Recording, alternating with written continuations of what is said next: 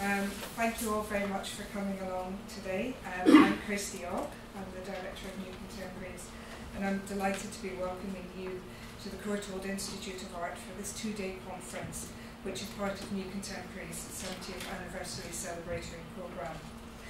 This element of the 70th anniversary programme has been very generously supported by the Art Fund and the Paul Mellon Centre for Studies in British Art, and we're most appreciative of this assistance, without which this conference would not have been possible at all.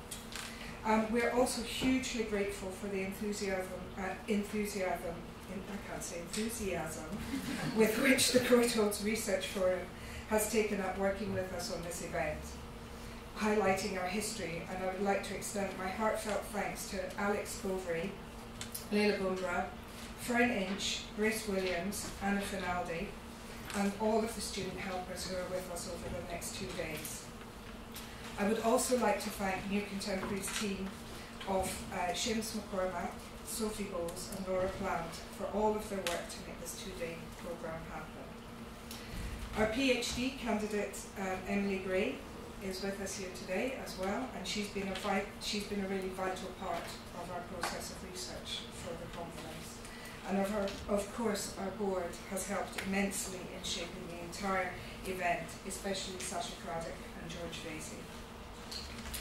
We are also hugely thankful to our incredible group of 35 contributors across the 2 days who have committed their time and energy to the conference.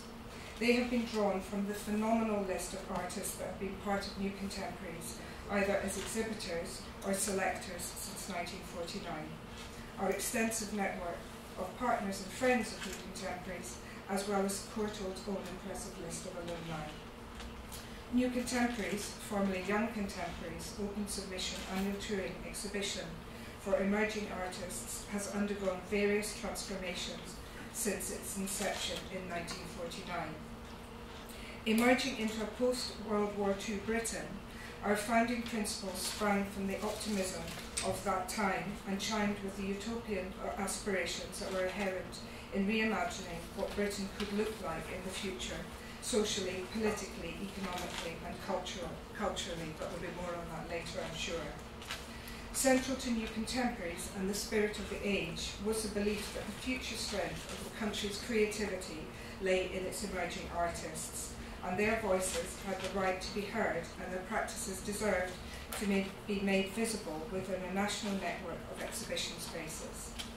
This is a basis on which we have continued to operate, while remaining responsive to an ever-evolving and rapidly changing art world, which is now completely unrecognisable to that of 1949. The core of our work still revolves around our open submission annual touring exhibition for emerging artists, which has undergone a range of transformations since 1949. Early iterations of the show included all of the works that had been selected, and it was sort of smaller curated exhibition that toured the country afterwards. During the 1960s, it became increasingly student-led, and 1974 saw the name change from Young to New Contemporaries in recognition that not all of the selected artists fitted a certain age profile. More recently, in 2018, the annual call for submissions was opened up to artists from non-degree awarding programmes in recognition of the financial challenges and resulting access issues that artists face when following traditional educational routes to develop their practice. We have consistently presented new approaches to making art as they have come into being and emerged from UK arts education.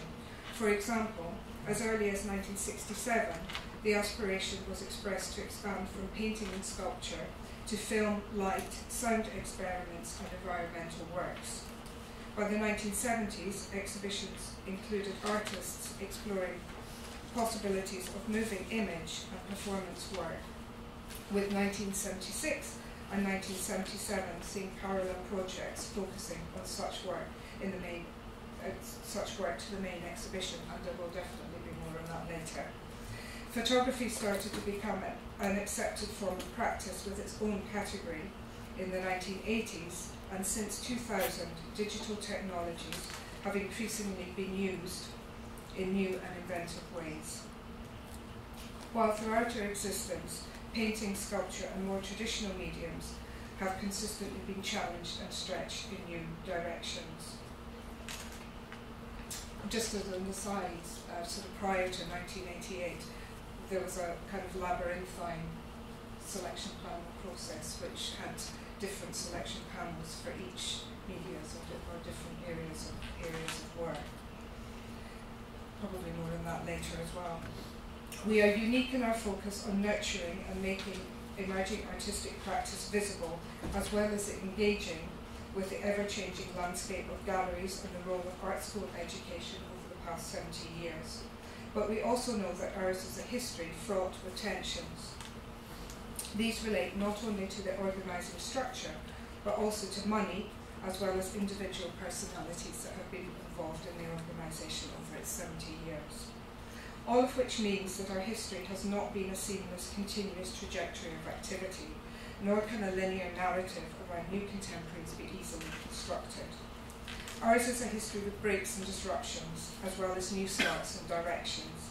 Indeed, in 1988, the organisation was relaunched following an Arts Council England feasibility study by Richard Stokes that stated, "The exhibition has had a larger role than merely as a platform for student work. In recent years, New Contemporaries has acted as a forum in which new ideas could be presented and issues debated."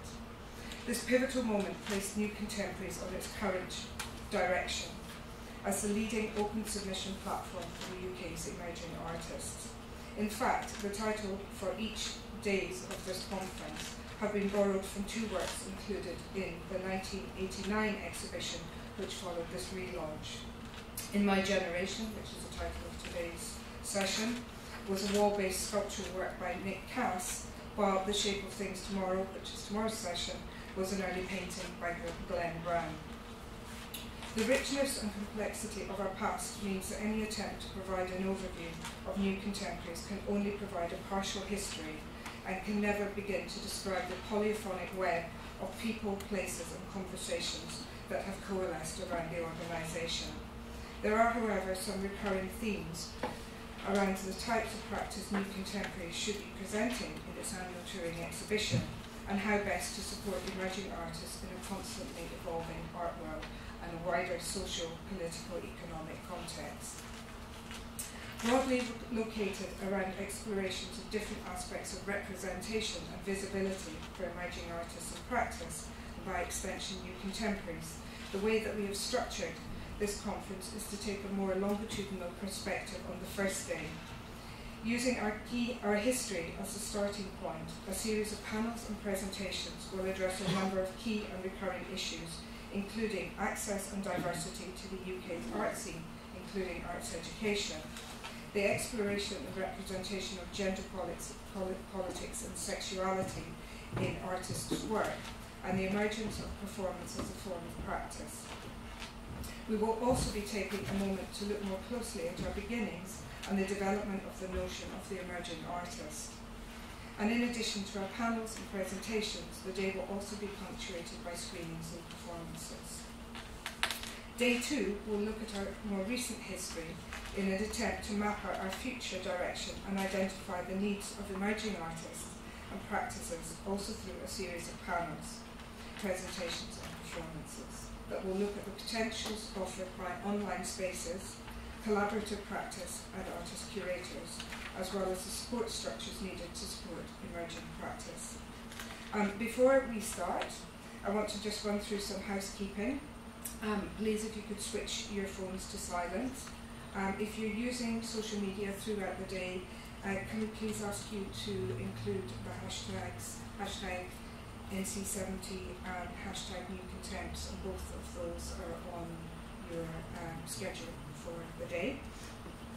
We are also recording all of the events as well as taking photographs, and these will form an important part of our archive, which we are starting to build. And we're particularly interested to hear from new and young contemporaries, particularly if they have stories or material that they would like to share with us, and of course especially if this relates to our period, sort of pre-1988, where our archive is very, very gappy. If the fire alarm goes off, there are 2 fire exits once you get outside of this room. And the muster point is in the yard downstairs, but there'll be fire marshals to guide you. In terms of loos, there is one on this floor, but most of them are down on the ground floor. We have a very full programme for the day, but we will be taking breaks in the morning, at lunchtime and in the afternoon. And I hope that you'll all be able to join us for a drink at the close of today's discussions to watch Rosa Johan Udo's performance of Beauty, which was fantastic, and Rosa was included in last year's New Contemporaries. It's now with great pleasure that I kick things off, introducing our first panel, which is chaired by New Contemporaries Chair Sacha Craddock, who has been involved with the organisation since 1988.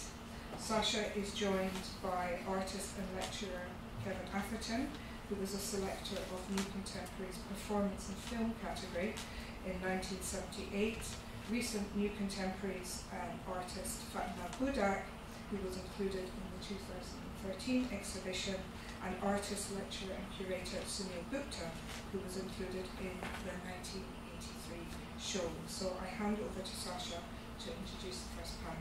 Thank you very much. Thank you very much, Kirsty. Well, I'm absolutely delighted to have been invited to chair the first of the series, of 2-day series.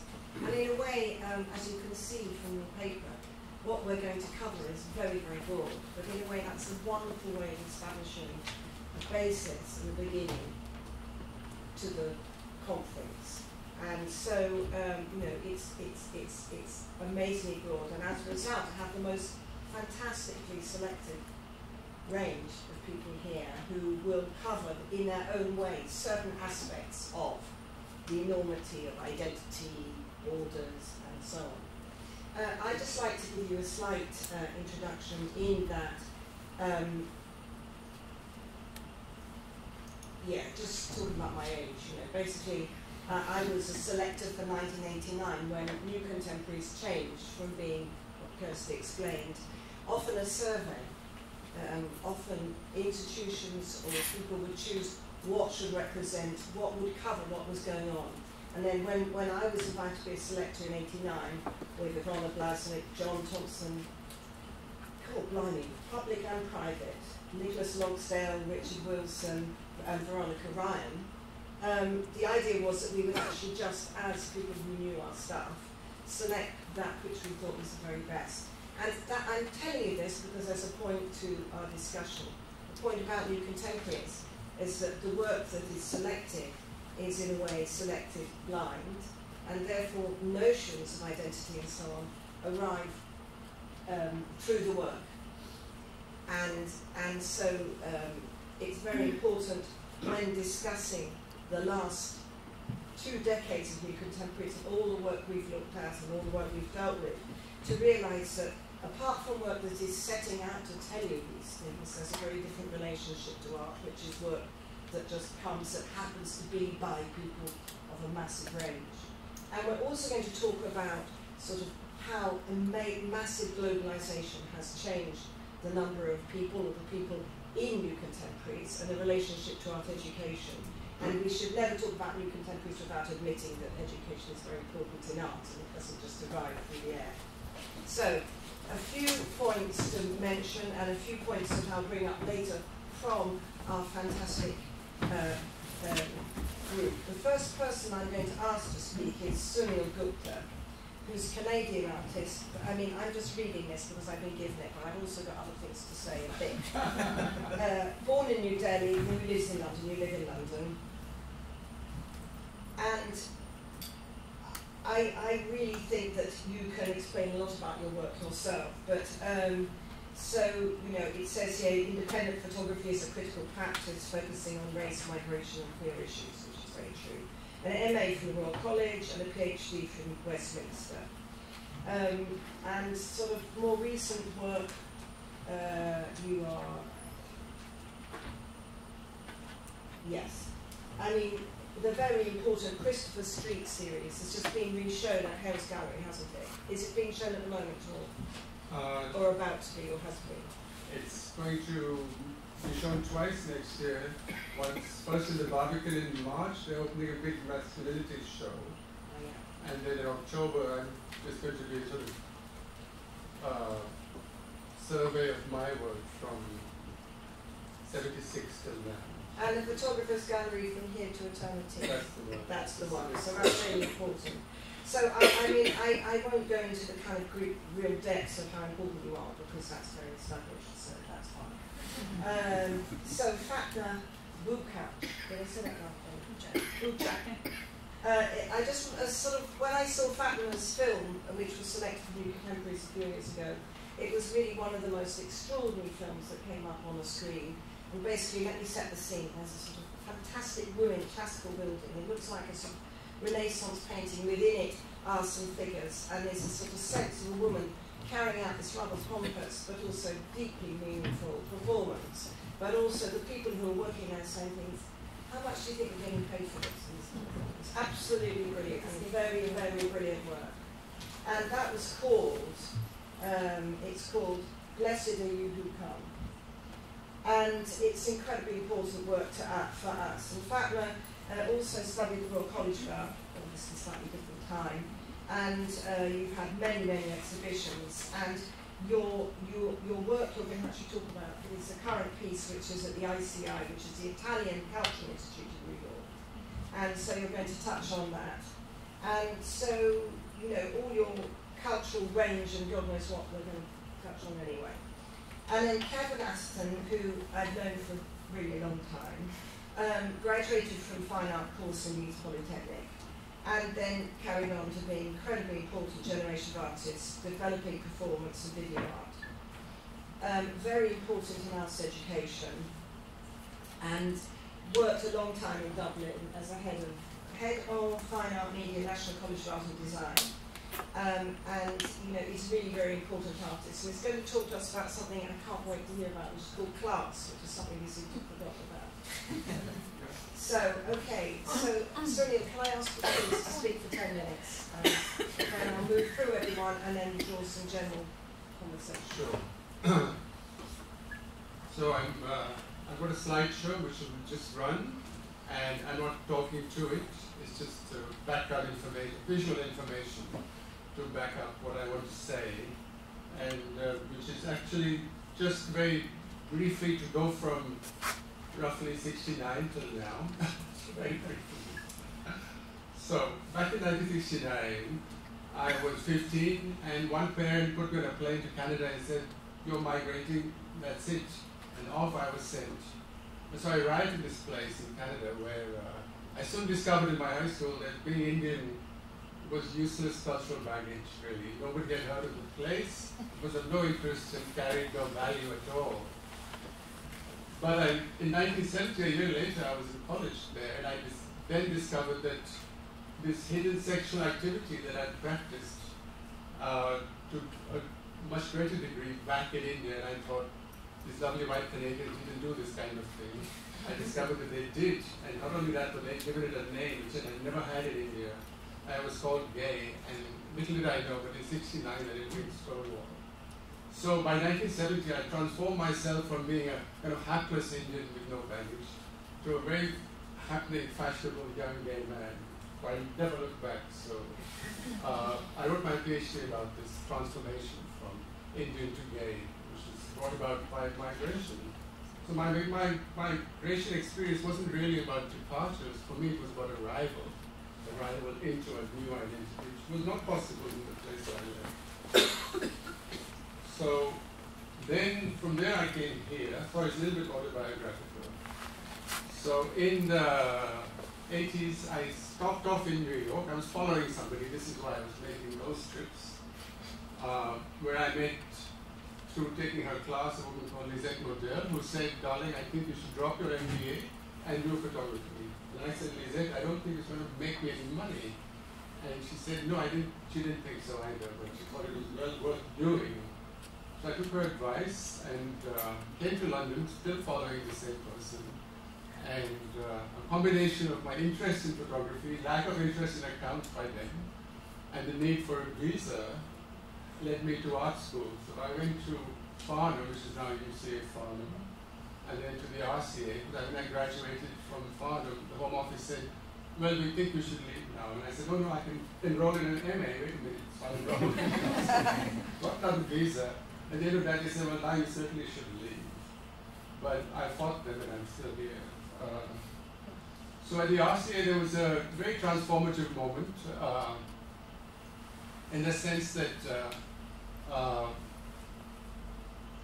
first of all, in 1983, when we graduated, my year decided to have a black student show, which seemed to be rather momentous in their college. We said we demanded to have a room. We had got our own little room. So during the degree shows, you could come to this other room and see all of the black students work together across all the different art forms. And we invited people to it. Through that, I met the GLC, which led to the next momentous occasion, all very quickly. And I made a decision there to turn my back on Cork Street and a professional fine art career, which the RCA had groomed us for, and to go across the river to the South Bank and work with local government and learn about local politics and who the community was and who's the art being made for and what the art's about and how art and politics can coincide to change our world, literally. So I learned, so that's what I did. And through that experience, let's say by 88 or so, I think, or I can't remember the exact moment, but so of course, as we know, Margaret Thatcher closed the GLC. So just as we were finding our feet, and we had the first big, not the first, maybe not the first, but certainly a big photographic show, the Brixton Art Gallery, sponsored by the GLC, called Part of the Black Experience, brought a number of photographic practitioners together of color. So we formed a group which led to the birth of Autograph in 1988, somewhere in 1980, 1990. And that itself was made possible partly because having lost the GLC, we then thought our next port of call is to go back across the river, knock on the doors of the Arts Council. And first they said, there's no such thing as black photography, but how about we give you £2,000 and you go and do a bit of research? So we did a bit of research. We said, yes, there is. There's at least 10 people we can think of. And they said, okay, they gave us more money and so on. And then, thanks to people in the Arts Council who were fantastic supporters for many years after that. Especially somebody called Barry Lane, who we miss, who is no longer with us, who was a great supporter and his far-sighted thinking enabled us to set up an organization that honestly is still there, which unbelievably, a small thing with £2,000 exists in this building, its own building today. And this happened with this backdrop of an art education that I had at Farnham and the RCA that never mentioned anything that wasn't non-European and white, honestly. Nothing was mentioned.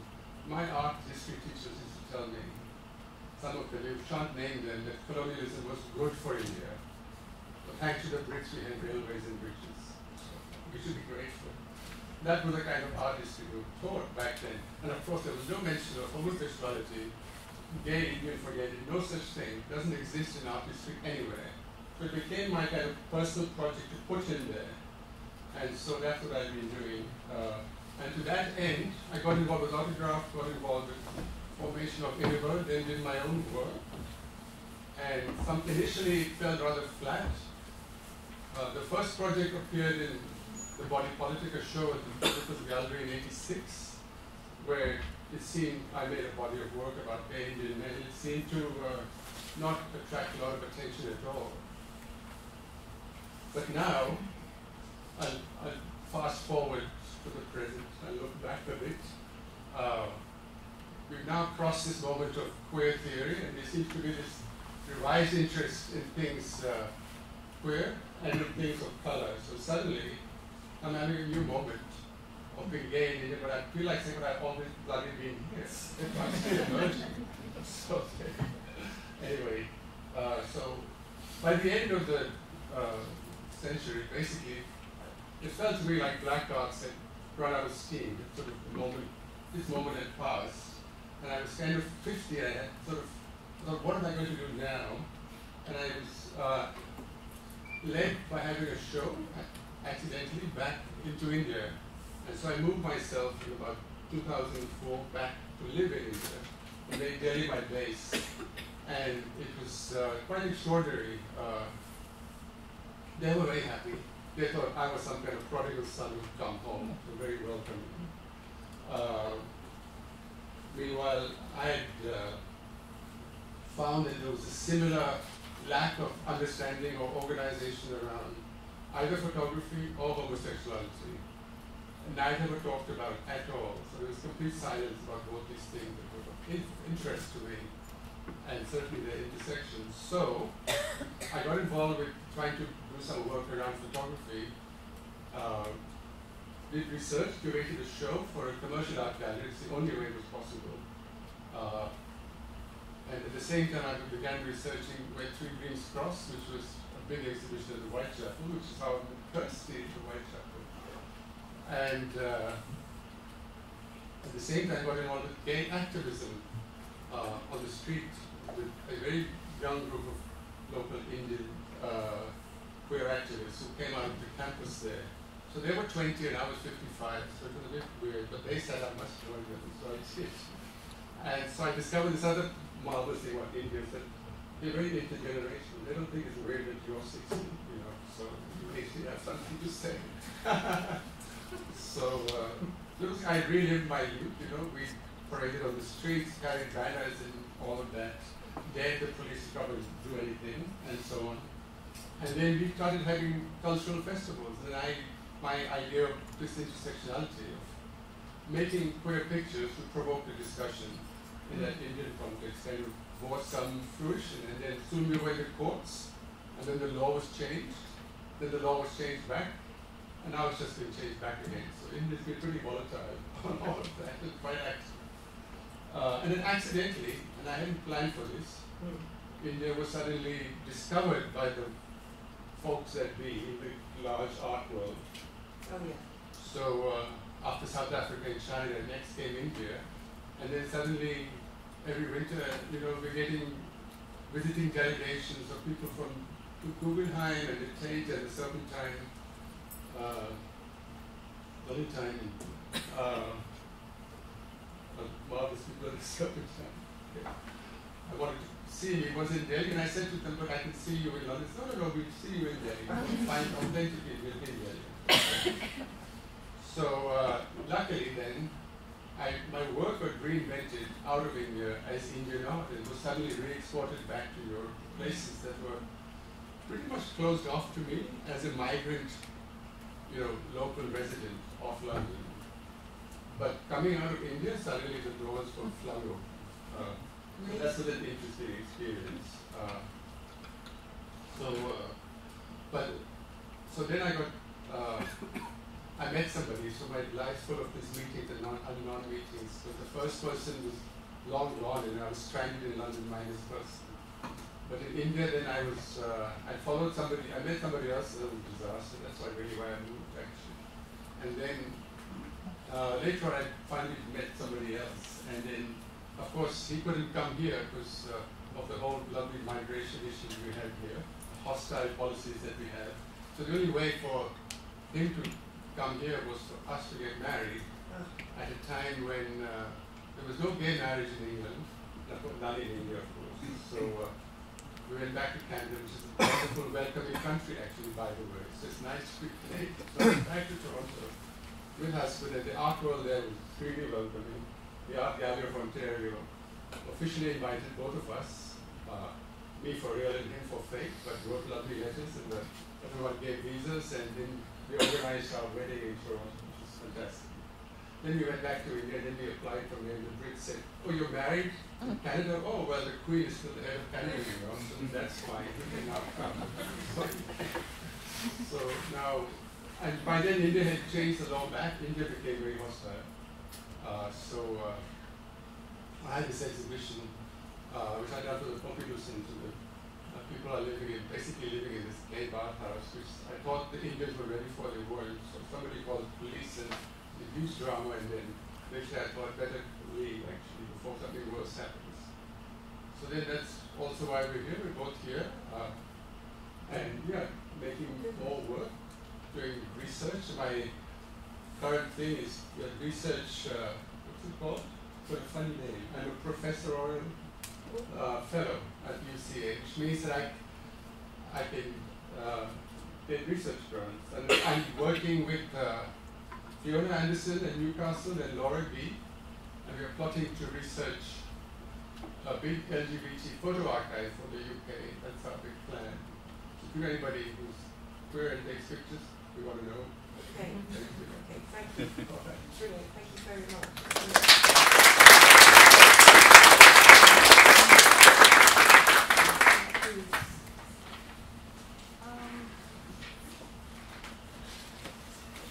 I'm Fatma, and I am an artist from Turkey. And here I would like to present a work called Damascus Rose, which I think will just help us to open some concepts that we would like to do. And after that, I shortly would like to show an excerpt of the video that we talked about and has been exhibited at Young Contemporaries in 2013. So I come from Turkey and I moved to Italy first to study. Then after that, I came to London for the work project to do my MA. And when I was growing up, I came from, I'm Kurdish, which is a difficult identity to even define and sometimes really difficult to talk about, as it is happening today. So I actually had this this problem of the identity, how to define, how one can define themselves through the political environment that you grow on. And that influences quite a lot my work, I think. So as an artist, I have been questioning often how the individuals are defined and challenged by the political powers of our time, and how our history is in return shaped by the fragile, tense politics that results. So, and how there are so many things that we do not know when we talk about history, how our history and history making is shaped by the power, and it depends on who is on the power. It can actually be a lot of forgotten stories, names that we do not know. When we say immigration, we just do not have so much information about even how to define it, one as an immigrant. So when in 2016, I came across an article about a rose called damask, an iconic and ever-present species has all but disappeared at the Syrian field. And in that article, it was mentioned that more than 60% of that roses was gone. And it was expected that by the end of 2018, more than 80% of these roses will be disappearing. And the civil war is going on. People, they have to flee, so there are really little to worry about the soil and plants. And so what was happening to Damascus rose was part of the consequences of the civil war. In Turkey, by then, we talk about 2016, we had 17, we had more than 3 million Syrian migrants entering in Turkey, and those are the issues that when you're living in a country where many things that can be censored or many things can be complicated because of the political powers of the time, it became very paralyzing for many of us that we were living in Turkey or working about and around Turkey. And the Damascus Rose project, it just was one of the hopes that I saw that could be interesting to mention to talk about the issue of immigration. So the food security in Syria has become very worried about the plants and some of the fruits and vegetables that they were disappearing from the fields. And in 2015, the International Center of Agricultural Research in the dry areas had to request the global seed ball samples of the weeds and birds and replace these seeds in a gene bank near to Aleppo in the war zone. So what happened was I tried to have kind of some connection to the people that they live in Syria to understand how the sources can just travel outside. And through that research, of course, the nature of the contemporary conflict, which was not affecting only humans, but transporting anything was kind of very difficult, especially if we were talking about the plants. And so through some connections that I made it in Turkey, through some journalists, I managed to have 2 people that they accepted to help me, to have some seeds and some plants to be packed and then sent to first Turkey and then Europe. But in each journey, we were trying to actually pack nearly 100 branches because the seeds they have been not been possible because you needed some document that says that it is possible to travel outside of sending anything that is alive actually from outside of the Europe to Europe is just impossible. So you have to have some documents that says they are legal and they are not preserving any bacteria or anything that could be a problem for the environment of the new country that they have to travel. So in each journey, the rose cuttings that they were repeatedly delayed or mishandled or sometimes destroyed. So these packages, they were carrying between 50 to 100 branches, and we started to carrying them, transporting them first in 2016 in November, and the idea was bringing them to Brown University for an exhibition, and then first they had to arrive to Turkey, from there to Europe, then America. So I will give an example of this journey that to understand how the journey was functioning for the plants. So the plants, they will be prepared in Syria, packed in Syria, then with a group of people that they carry other stuff, including the packages that we were ordering there. They will travel to borders, and then they will enter the neighborhood by food, basically, of these people, that they will bring other goods. So after that, they will be sent by any company, such as DHL, FedEx, etc., to European countries. But since it is coming from an unknown journey and plus a non-European country, and plus they are branches, plants, so they will be constantly sent back to the countries such as Saudi, Egypt, and then sometimes in Turkey.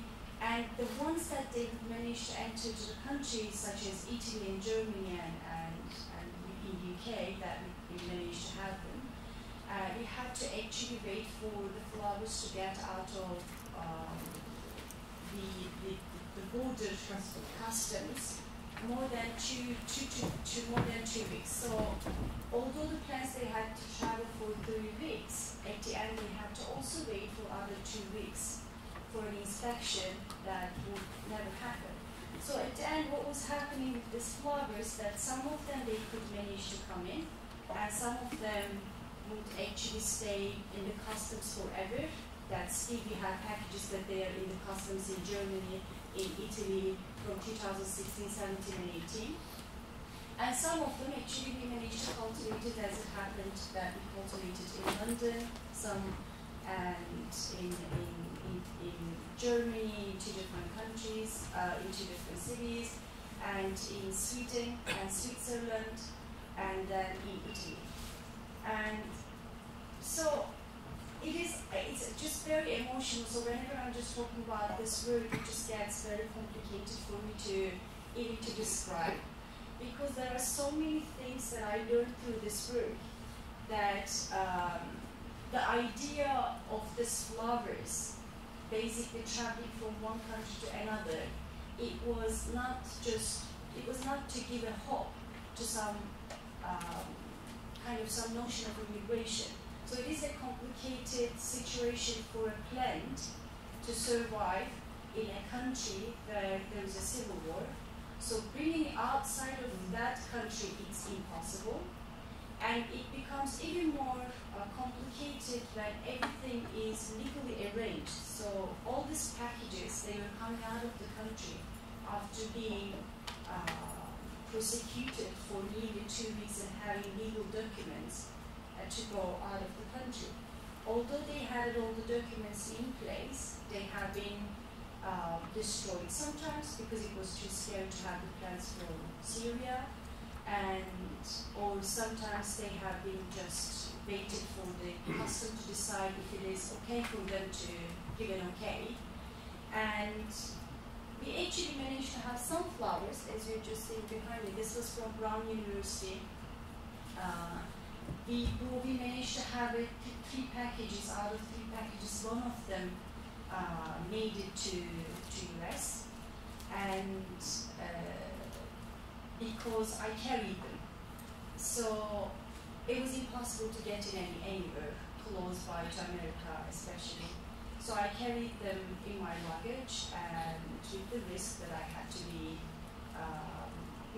I could be asked why am I carrying, and then up to $10,000 you have to pay because you're carrying a plant,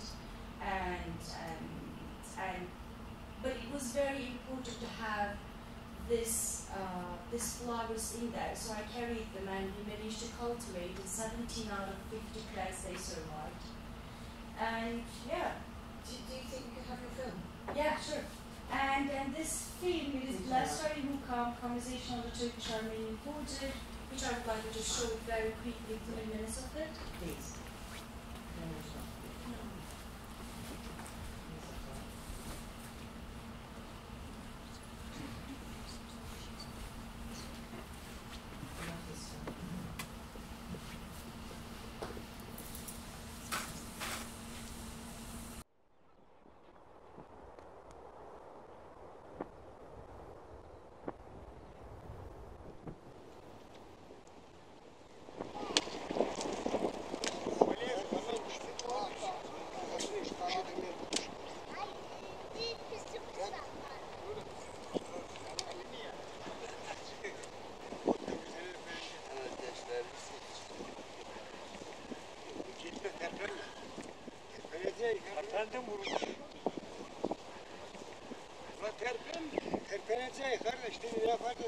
Gez, terpem, terpem diyeceksin. Söyleyeceksin ama terpem yerinde dur. Çalın, ele böyle.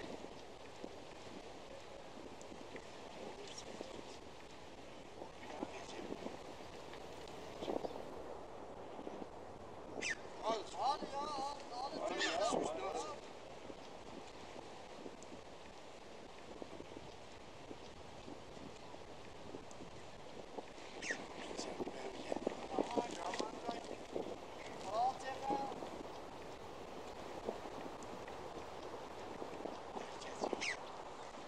Yediyende olacak.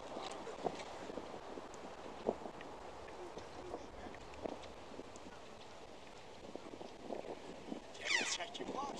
Yalanında kırdı. Bir şeyde yapacak.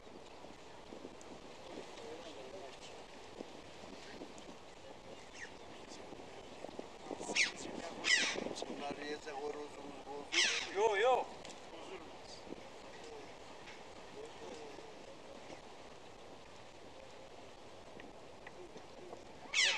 Herkese verdim, hepsini ben alacağım.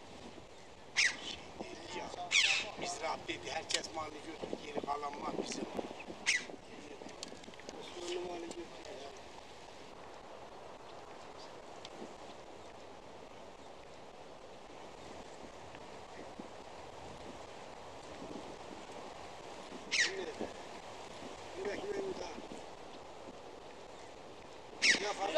Elinden düştü, oldu ya. Elinden tut bir adam şey yok.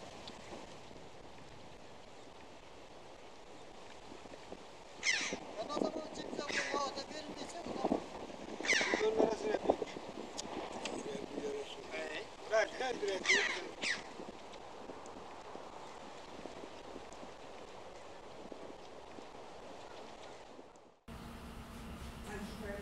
That's a great introduction. That's brilliant. Okay.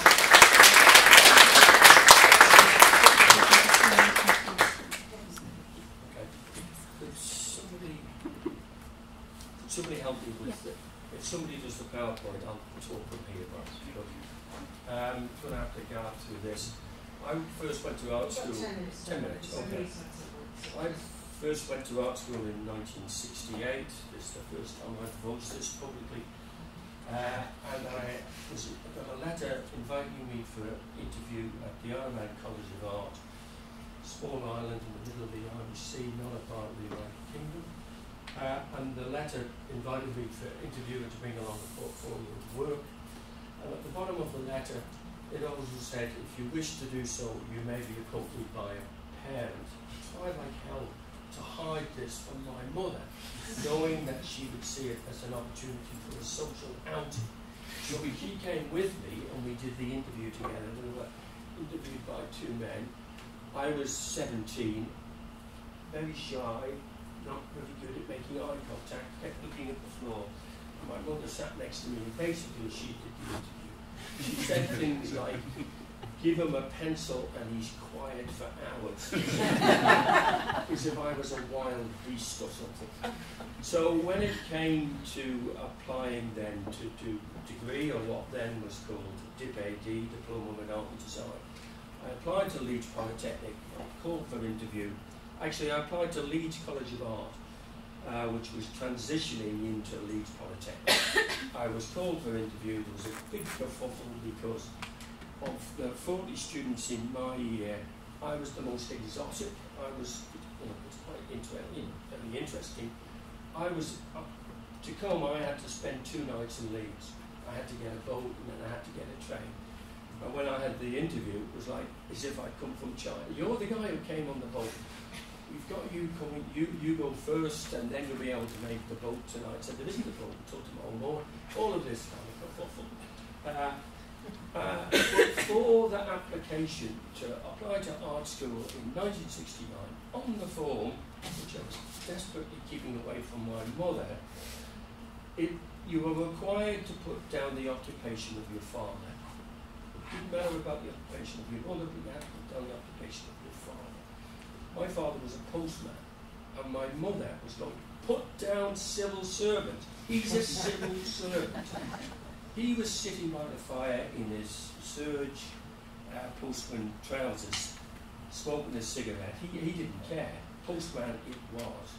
So this thing about class, which you might have sensed I'm trying to address, is something that really hasn't been a part of my work, kind of consciously, but I've encountered issues to do with class, less so as a student because Leeds was in the north of England.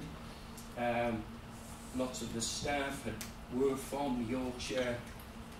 I do remember a kind of moment where most of the staff, of course, then were male, and most of the staff, their breath smelled of beer. And I recognised the smell of beer, but there was a smell of something else. And I lived in a shared student house. The Hungarian poet George Surtees was a student in the same year. And I remember saying, yeah, but there's another smell. I know the beer smell, but they all smell of this other thing. And it was garlic. That's what it was. Garlic and Tetleys. So I did a work, we can have the first slide. I did a work as a part of the British Art Show in 1984. And basically, this is me on one monitor, and on this monitor there's an episode of Coronation Street, 25-minute episode of Coronation Street with an ad break, and I do something with the ads. It's a black and white photograph, but of course, then 84. It's a colour, it's in colour, and I'll show a short couple of clips in a minute. But it was a crucial point in the involvement of video art, both in the UK and internationally, where video art had emerged in the 60s, and Bucak, etc., David Hall in the UK. But there was a whole debate because video came out of the same frame as television, as to whether video should be kept separate as a medium, as a movement, from television, the expectations for television to do with entertainment, etc., the route for video, and you know, there had been very interesting precedents.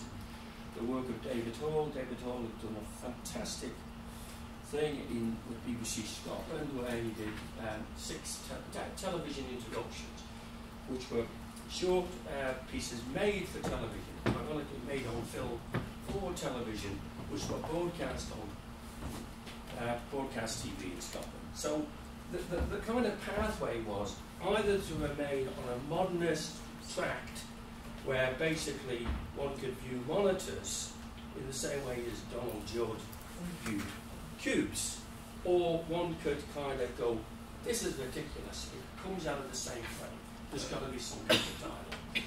So I chose Coronation Street, and just as the television. I didn't even think about it. I've been watching it since the very first episode in 1960. I've been brought up on a street with a, not unlike Coronation Street. So we go to the first short clip. Thanks. And if you click on it, if you click on the image, yeah. Perhaps we need to have a different tack on this, if you could talk about it, because you're on the inside of television, I'm this side of the screen, I mean, and all my observations are based on being here looking in. You're in there looking out, almost as if you were trapped by fiction. What are conditions like? Is it like being in prison? Worse than that. Can't you change things?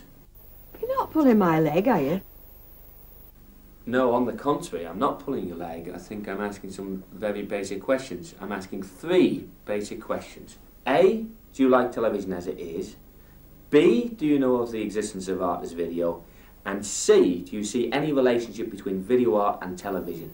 Well, A, yes, B, no, C, maybe.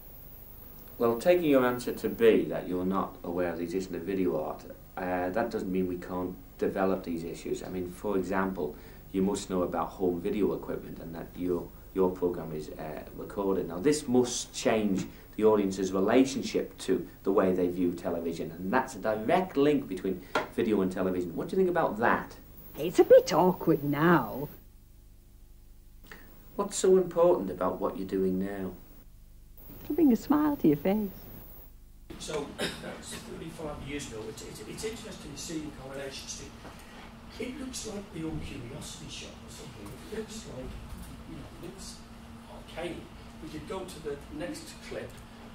Yeah, okay, I accept that the artist has to work with other people like the gallery. But if he or she is too close, then the status quo remains unchanged. I mean, that's why in 1984, after this piece, I walked away from galleries. But now there's a thing called the curator. So he's trying to sort out the mess you made. If they didn't like me mixing popular culture with art through the use of television, then what am I supposed to do? Hiding back here, feeling sorry for yourself, won't solve anything. Yeah, but now artists make television programmes. They don't attempt to change television. So, what? You're going to sit back here forever? Rita, now you have to be a personality. It can't come down to that, can it? No. I hate this cult of personality in art. It's killing art and it's killing me. Don't let them grind you down. It's not as easy as that. The work should have integrity. Get out there, look the punter straight in the eye. No surrender. The trouble is, video artists have become film directors. The problem is, just because an artist makes a thing doesn't make that thing art automatically. The form needs to be addressed as well. Well then, for God's sake, stop this pity party and do something about it. So, but this thing, and I will wrap up now, but the thing about class is so tricky. People saw this and said, it's got to be about class, it's got to be about you, your background, etc., etc. And I denied it. I'm not so sure. Now, I think Rita was fared better than I have, but in going back and talking with her, one of the problems with classes, or one of the problems with articulating class, is that it's such a middle class thing to do. And then the other option, and I think it's the worst of the two options, is actually to act out one's class. And if you do that, then you become the thing that you kind of become like a character. You become like an actor. You're acting your own class. You become a personality. And it's not. Within this cult of personality, within popular culture and art, not to play the role of personality doesn't mean you haven't got a personality. It's just a choice not to put that on the table. So I'm kind of troubled for that. Thank you.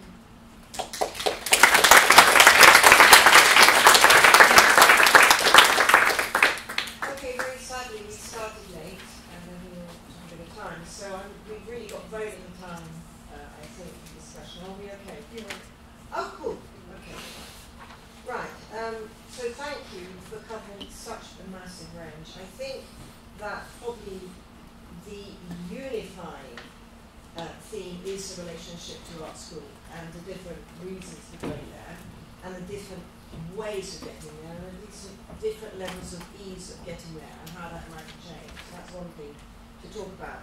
The relationship to class is very important, not necessarily in terms of what we all say, whether you actually constantly describe your class, but really it's more to do with the fact that as a notion it's been completely forgotten, the old, not whether you describe your class in your artwork, but the old Marxist understanding of class, which is just that's what it is.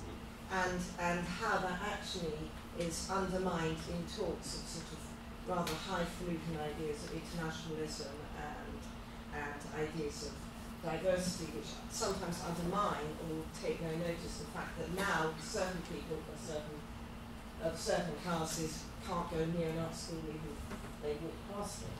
So it's more to do with sort of accessibility in that way, I think. Sunil, when you talked about going to art school and tell me, did you get a grant? Oh, no, it was only 500 quid. Oh God, that's a lot then. Yeah. But it was still doable, not the 12,000 yes, okay. Yeah. And no, I didn't get a grant. No, I just brought that up because yeah, that whole idea but of I was foreign, you see. So, yeah, so foreign. So. Not living here at all at that point. And did you, what about you? Yeah, I did have to get a grant and European citizenship, otherwise I could not study here. So I don't know what is the fees now, but when I was studying it was around £4,000 to £5,000 for EU student and more than 25,000 for non-EU students coming and studying in the country. So I waited to have my 38,000 for non-EU. No. Do the same MA at the RC. Okay, yeah. That's per year. Yeah, it was. But that's just the fees. Yeah, of course. It's just so class. So when you teach them, it's ridiculous. You can't say, darling, it's crap. Go do it again. It's the client's economy. So the whole relationship to class is so fascinating, and it's something that we have not really discussed in And years. finally, add to that, when it becomes globalized and this diversity idea. So now we have all of these, say, South Asians, and I don't know about China, obviously, a number of South Asians in their own culture are incredibly rich and privileged. And so they're brought in here as diversity. Exactly. Whereas it's not the people outside here or there who get involved in it, you know. So I showed this to a young black curator from India who came to India when I was living there.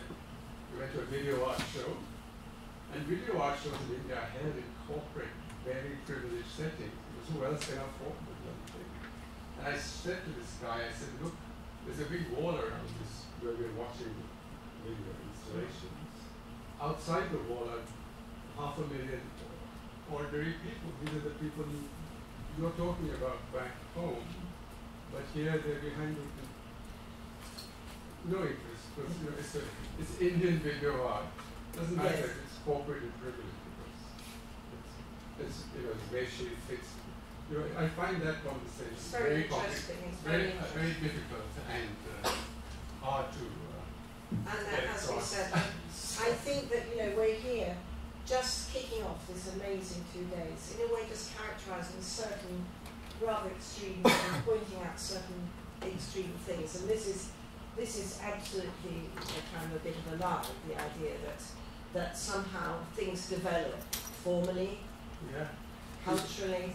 Isn't there something about, in all three presentations, there's something about leaving one place, leaving home and going somewhere else. When you're at home, you don't know so many things. You don't know you have an accent till you go somewhere else. You know, and this whole kind of thing is like, do you impose that on yourself? I mean, experience, I don't know, I never experienced any difficulties. I'm the white male. You know, I'm overly privileged in lots of regards. So when anybody pulls the class card, normally I find it kind of amusing that people don't quite know where to place my accent. I don't know, short anecdote. I taught in Chelsea for many years, but I taught in the painting department, I taught video. And one time the late Sheila Clewett asked me to do a couple of days teaching in sculpture. And from the 1980s I decided to dress like I'm dressed today, kind of like the notion of anonymity, and like Rennie Magritte for the fact that he lived a suburban life in Brussels but painted this amazing stuff, and trying to keep this short. But I remember, because the way art schools are, the way I am, I turned up at 9:30 in sculpture, nobody knew me, there was nobody around, ran about 10 as I went, had a cup of tea and I came back. Still, there was only one student, and he was in his working space and in his cubicle, and I was 31, 32, I kept walking past this, and our eyes were snagging. It was like, okay, I'll go in and I'll do the tutorial.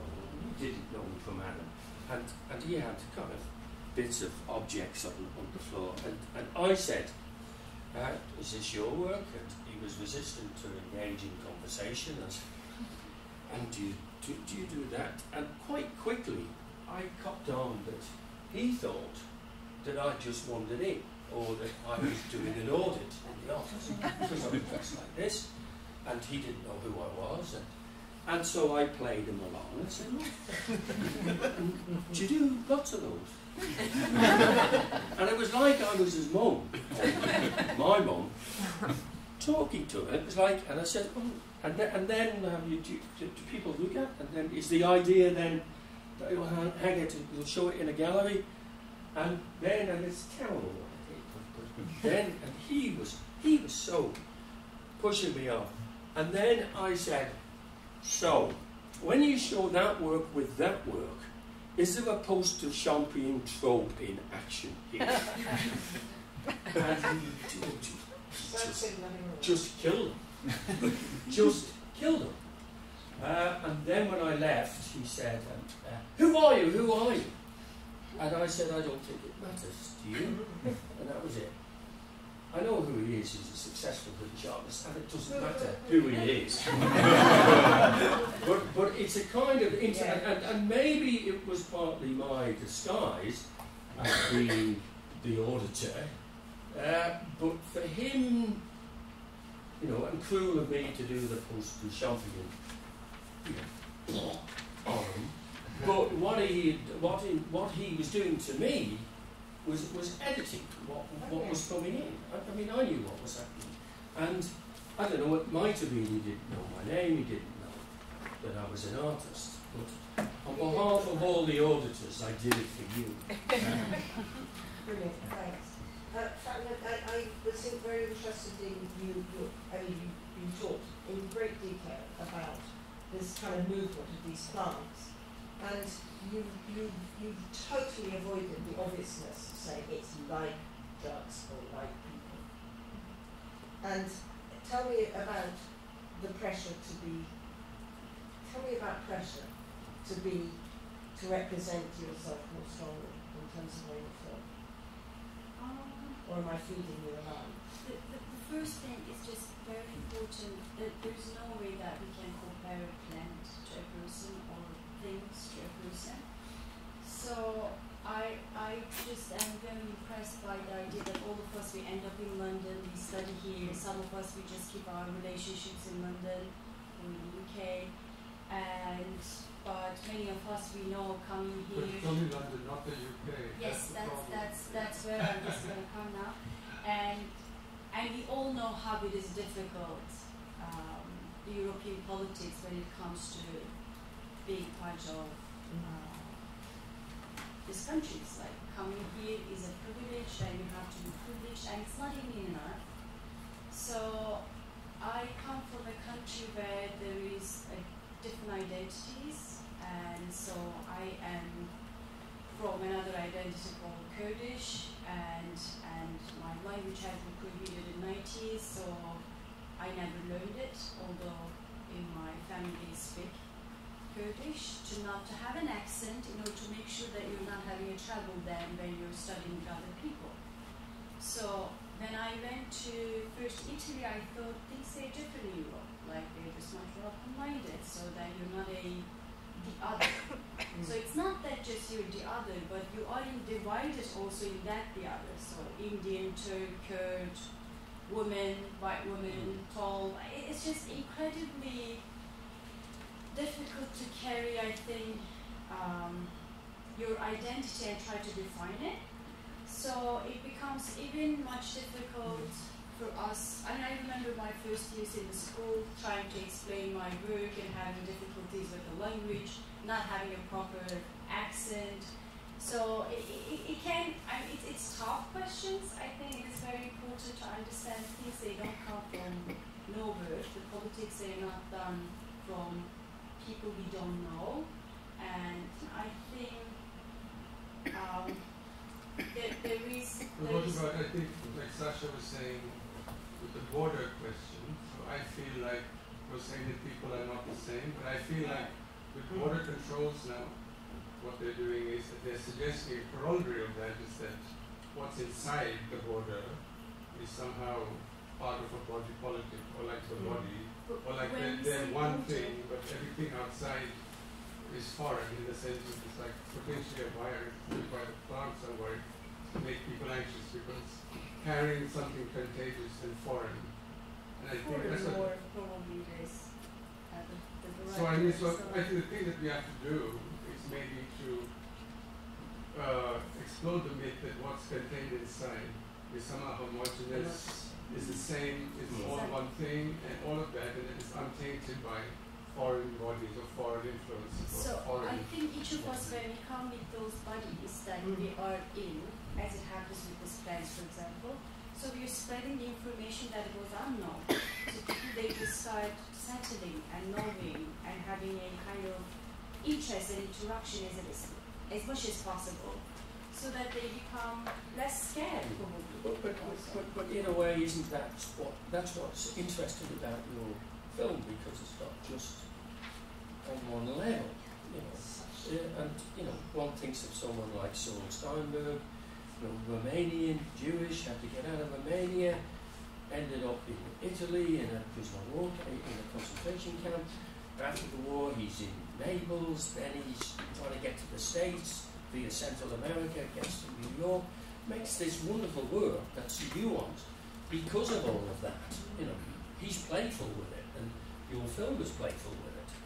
Yeah, I cannot be playful for any issue though. That issue depends on how close we are with.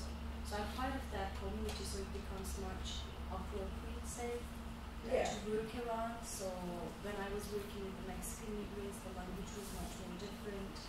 So it just depends on what we bring and how we travel with them, and how much we can actually offer, or how much we would be accepted through those boxes, for example, that we carry. I mean, I think what we're doing is, and unfortunately, I will open this up to the floor a bit, but really I don't want to muck up the rest of the plans for the end of the day and tomorrow, so we'll have to be fairly quick. But what we're dealing with is when we, in this thing, trying to even begin, I mean, there's tons to say from all podcast about how what's happened over so many decades or not, and how hard it is to kind of control the knowledge, and how hard it is to chart in terms of notions of development or not, the relationship to the state, to money, class, and so on. But I think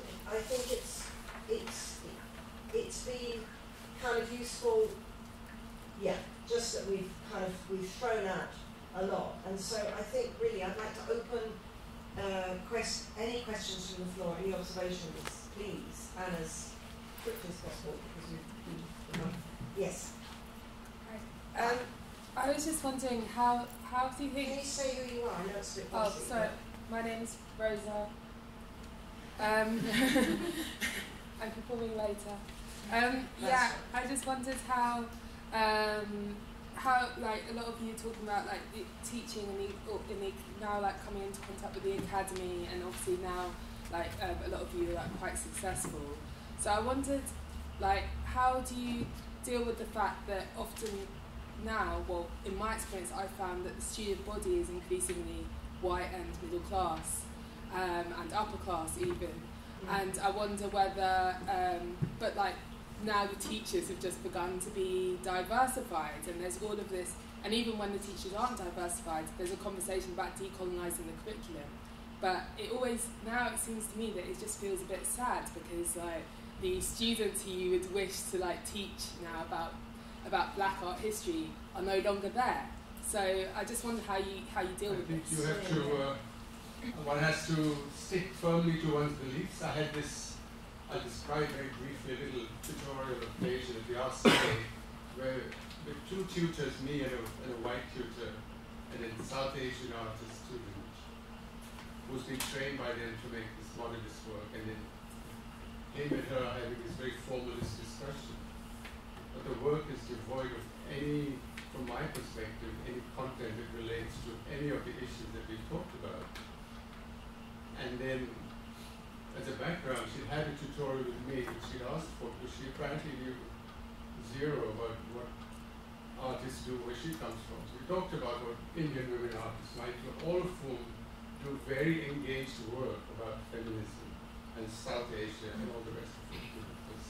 And this young student had completely turned her back on all of this, and this white tutor was, I think, kind of accommodating her by being very supportive of her work, which was, oh yeah, photography can be sculpture.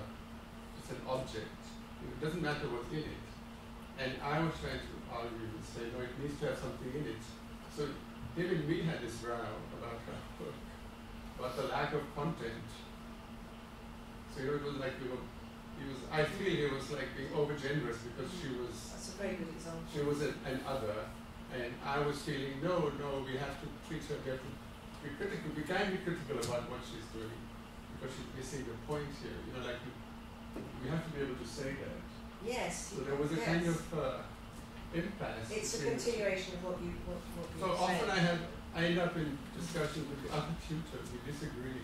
So the other thing before we, can I just say this? Sorry, I don't want to occupy your floor. No, you occupy it. It's just we're going to have to go soon. I'm teaching a course in Kingston University, and you know, I'm just anyway. So the 10 out of 12 of my students are Asian. 10 out of 12. There's only 2 white kids in it. I've been given a curriculum that's basically cultural studies from 90s goldsmiths. And I'm looking at these Asians who are from Korea and China. And I'm thinking, I can't teach them this. There's nothing about them here. You know, so you have to it's like the curriculums have to rethink what they're doing. But I think they came for that.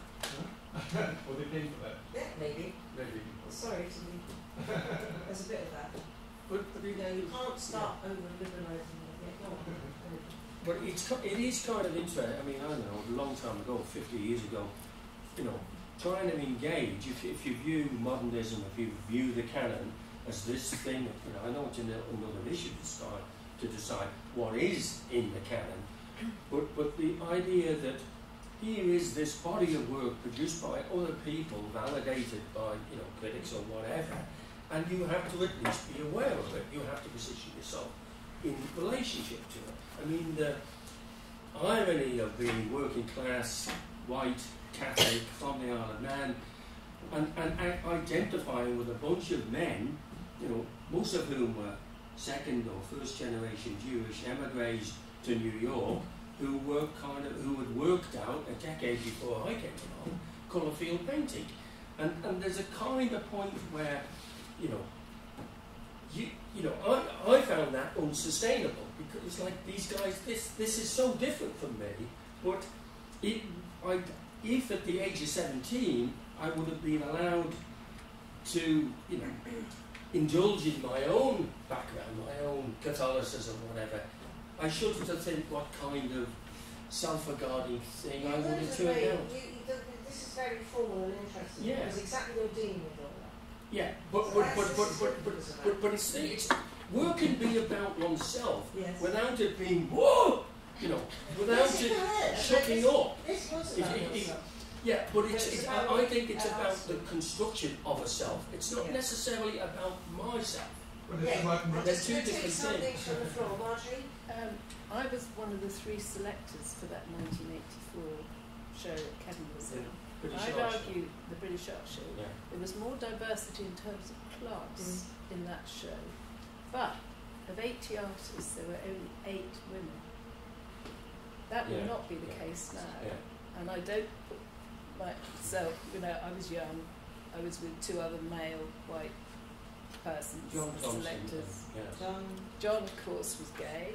Yeah. My other selector was coming from a Marxist background, Sandy Moffat from Scotland. So it's complicated. The diversity there was greater in terms of class, in terms of the artists, than it would be now, in my view, because of the changes of accessibility. You just brought in, thank you, because interesting, Natural never came to London. Stop a minute. Stop.